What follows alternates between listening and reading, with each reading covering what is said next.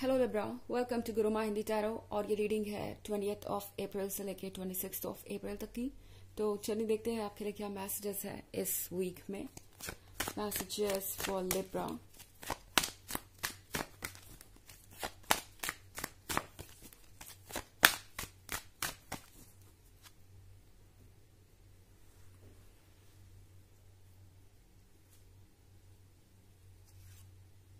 Wheel of Fortune, Six of Swords,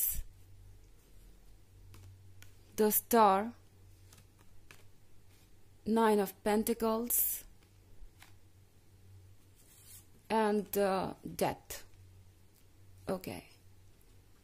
तो इस week में व्हील ऑफ फॉर्च्यून के साथ आपको लगेगा कि सारी चीजें बिल्कुल आपके अपोजिट हो रही हैं। आई मीन आपके डिजायर्स के अपोजिट हो रही हैं, क्योंकि व्हील ऑफ फॉर्च्यून के साथ यहाँ पे 6 ऑफ सोर्ड्स है। तो हो सकता है कि आपका पर्सन आपसे दूर जा चुका है, या आप दोनों के बीच में ऐसी सिचुएशन बन गई है जिसको लेके अब आप श्योर नहीं है कि ये रिलेशनशिप कंटिन्यू कर पाएंगे आप दोनों या नहीं, या फिर आप दोनों के बीच के जो ऑब्स्टेकल्स है वो कभी रिमूव भी हो पाएंगे या नहीं। तो 6 ऑफ सोर्ड्स दर्शा रहा है एक जर्नी जो आपको आपकी टॉक्सिक सिचुएशन से दूर ले जाएगी। आपके जो हालात है उन्हें बेहतर करने के लिए ये जरूरी है।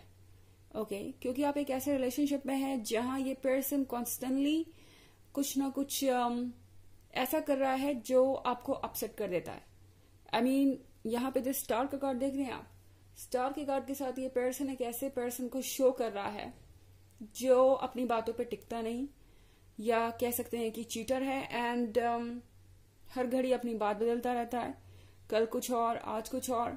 कमिटमेंट के नाम पे सिर्फ आपके सामने एक्सक्यूजेस हैं, एंड इस रिलेशनशिप को छोड़ने की भी पूरी तरह से हिम्मत नहीं दिखा पा रहा। कई बार आप दोनों के बीच में हो सकता है ब्रेकअप हुआ हो, एंड हर बार ये पर्सन किसी ना किसी तरीके से वापस टच में आना चाहता है, एंड आप हर बार इन्हें ट्रस्ट करते आए हैं। एंड ये चीज अब आपके लिए बहुत ज्यादा फ्रस्ट्रेटिंग हो जाएगी। आपको लगेगा कि ये एक प्रोसेस बन गया, ये एक सर्कल बन गया है।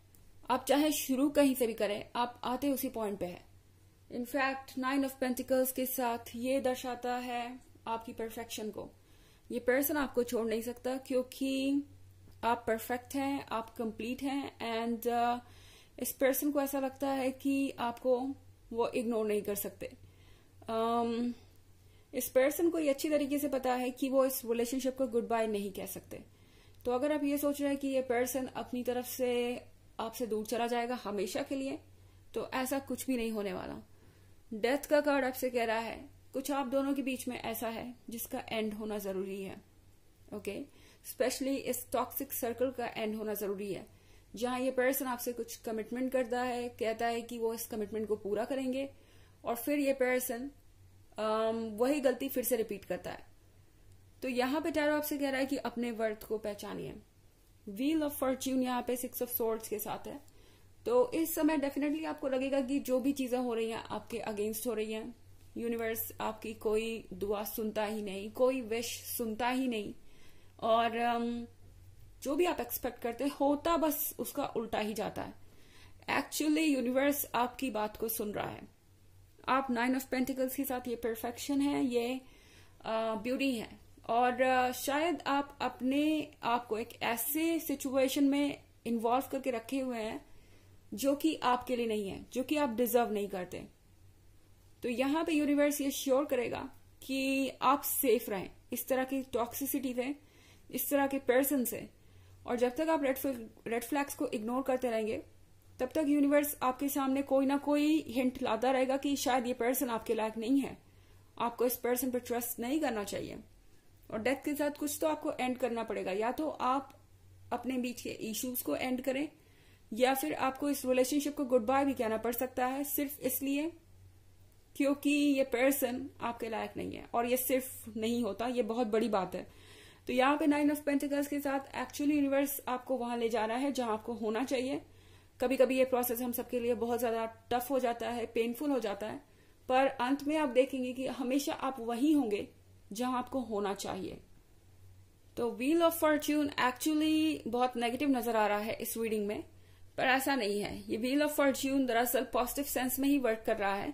हालांकि इसके रिजल्ट्स आपको इमीडिएटली नहीं दिखाई देंगे, but wheel of Fortune slowly and gradually एक नई एनर्जी के लिए रास्ता बना रहा है, एक नए फ्यूचर के लिए रास्ता बना रहा है, उन चीजों को रिमूव करके जो आपके लाइफ को अब एक्चुअली हार्म कर रही है बेनिफिट करने से ज्यादा। हालांकि ये एक जनरल रीडिंग है तो ये सबसे रेजोनेट नहीं करेगी। एनर्जी रिवर्स भी हो सकती है अगर आप क्रॉस वॉचर हैं। इसके अलावा अगर आप पिछले वीक की रीडिंग या ईयरली रीडिंग देखना चाहें तो उसका लिंक आपको डिस्क्रिप्शन बॉक्स में मिल जाएगा हमेशा की तरह। चलिए आगे बढ़ते हैं।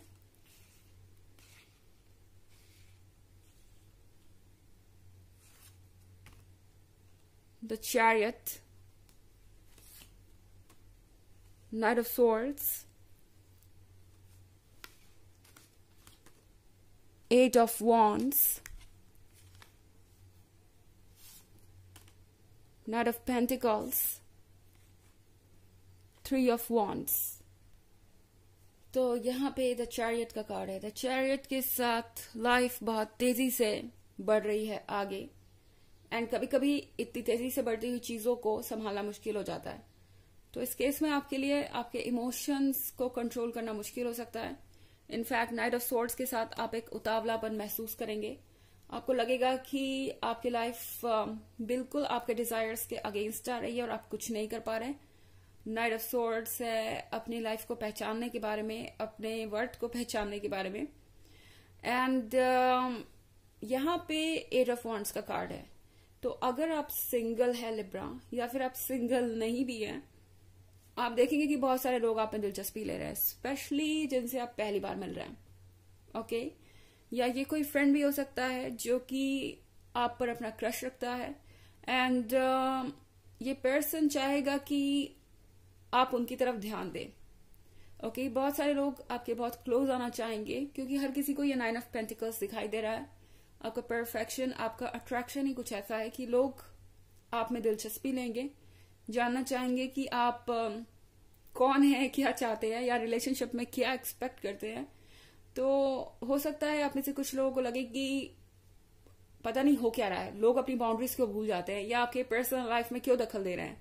बट ये सिंपली क्यूरियोसिटी है। ये लोग जानना चाहते हैं कि आपको क्या पसंद है, क्या नहीं। ज्यादातर लोग आपके रिलेशनशिप स्टेटस को जानना चाहेंगे क्योंकि लोगों को अंदाजा हो जाएगा कि शायद आप सिंगल हैं। ओके, यहाँ पे कुछ रूमर्स भी हो सकती हैं या आपकी बॉडी लैंग्वेज से भी कुछ लोग रीड कर लेंगे। कुछ लोग काफी स्ट्रांग इंट्यूशन रखते हैं, तो बहुत से लोगों को ये अंदाजा हो जाएगा कि शायद आप सिंगल हैं। नाइट ऑफ पेंटिकल्स के साथ ये पर्सन आपको अभी तक वेट करा रहा था कमिटमेंट के लिए, एंड फिर से ये पर्सन वही शुरू करेगा। ओके, पहले ये आपसे दूरी बनाएंगे, या आर्ग्यूमेंट्स होगी, या ऑब्स्टेकल होगी, और फिर जैसे ही इन्हें लगेगा कि आप इनसे दूर जा रहे हैं, ये फिर से आपको कमिटमेंट देना चाहेंगे, फिर से कुछ ऑफर करना चाहेंगे। पर थ्री ऑफ वॉन्ड्स आपसे कह रहा है कि इस बार कुछ भी एक्सेप्ट करने से पहले या डिसाइड करने से पहले एक बार अपने लॉन्ग टर्म फ्यूचर को देखिए। ये सोचिए कि आप चाहते क्या हैं, उन चीजों पे गौर कीजिए जो आपके लिए जरूरी है, क्योंकि शायद ये पर्सन सेम पैटर्न बार बार रिपीट करता है और आप बार बार हर्ट होते हैं। तो थ्री ऑफ वॉन्ड्स के साथ आप दोनों के बीच का जो डिस्टेंस है उसे आप दोबारा कवर करना चाहते हैं कि नहीं, ये सोचने वाली बात होगी। अगर आप इस कार्ड को देखें तो ये पर्सन यहाँ खड़ा है और बीच में ये नदी है, यह समंदर है, जो भी है, यहाँ पे एक वाटर बॉडी है, एंड दूरी काफी है दोनों किनारों के बीच में। तो यहाँ पे फिर से आपके पास एक ऑफर होगा, एंड आपको फिर से चूज करना पड़ेगा कि आप चाहते क्या हैं। क्या आप इस दूरी को घटाना चाहते हैं, या आप इस ग्राउंड पे रहना चाहते हैं, ग्राउंडेड। और इसका जो डिसीजन है ये सबसे अच्छा आपका इंट्यूशन ही कर सकता है। वैसे हम एक ऑरेकल कार्ड भी देखते हैं कि इस सिचुएशन में आपको क्या करना चाहिए एंड क्या चल रहा है।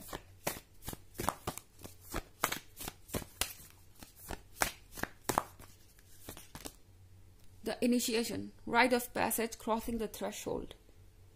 तो यहां भी एक कार्ड आपसे कह रहा है कि फाइनली आप एक ऐसे पॉइंट पे आ गए हैं जहां से एक नई जर्नी शुरू होती है। अगेन डेथ का कार्ड, और फिर यहाँ पे क्रॉसिंग द थ्रेशोल्ड। तो शायद इस रिलेशनशिप के जो भी सच थे वो आपके सामने आ चुके हैं। आप सारी चीजों को ऑलरेडी जान चुके हैं। अब आपके लिए बस ये डिसाइड करना जरूरी है कि आप इस डार्कनेस में रहेंगे या जो ये पैसेज आपको यूनिवर्स ने दिया है, ये जो रास्ता यूनिवर्स ने आपको दिया है, आप इससे आगे की जर्नी कंटिन्यू करेंगे। ओके, तो ये है रीडिंग इस वीक की। आई होप आपको अच्छी लगी होगी। Thanks for watching. Till next video, bye.